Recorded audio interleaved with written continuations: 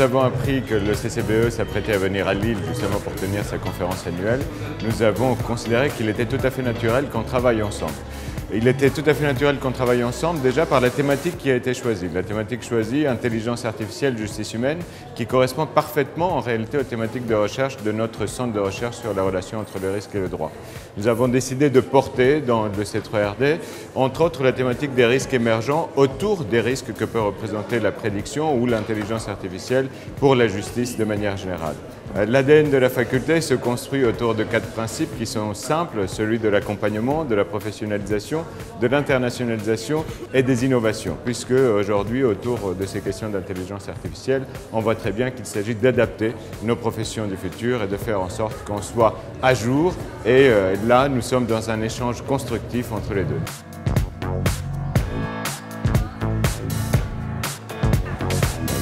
The legal services are passing through a revolution. Let's say that is very much implied by the digital area.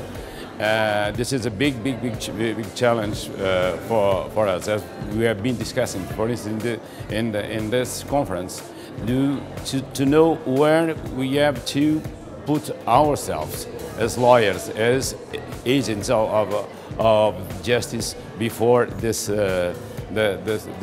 revolution.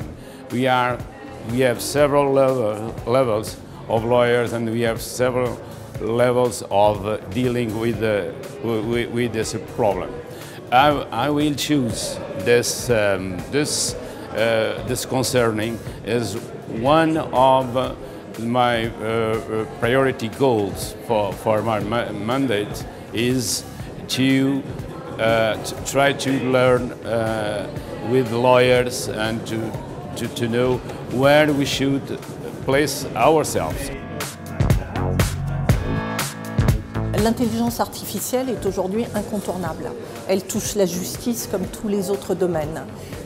Il nous faut la maîtriser, il nous faut comprendre que la justice va être impactée par le numérique, mais nous devons œuvrer pour qu'on ne touche jamais à la part d'humanité qui doit être dans la justice. Elle doit être au service d'hommes et de femmes, et il ne faut pas qu'on bascule dans une justice de dossier.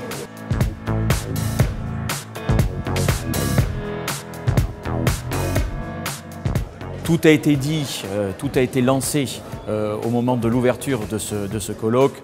Deux grandes dimensions qui nous préoccupent, nous les avocats en particulier, la dimension éthique et la dimension scientifique. La dimension éthique, clairement, faut-il substituer aux avocats, aux humains, des robots? Non, le robot ne peut qu'aider l'homme, le robot doit aider l'homme et le robot ne peut remplacer le juriste, l'avocat, le juge. Sur le plan scientifique, on va découvrir où en sont les chercheurs, où en sont les universitaires, où en sont les techniciens aussi, ceux qui bâtissent les algorithmes. Et donc des travaux passionnants, vraiment des travaux passionnants.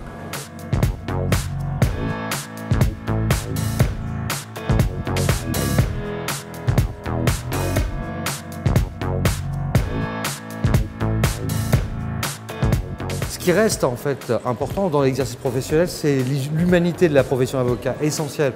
La capacité à écouter son client, à se poser les bonnes questions. Parce que la machine, si vous lui posez une mauvaise question, elle vous donnera une mauvaise réponse. Donc en réalité, la première approche de l'avocat reste toujours la même. Ça permet juste en réalité de travailler mieux et d'être plus objectif vis-à-vis de ce client. Mais derrière cela, le client recherchera toujours la même chose, la capacité d'écoute, la capacité d'empathie dans cette relation avocat-machine, la capacité d'avoir la stratégie la plus pertinente.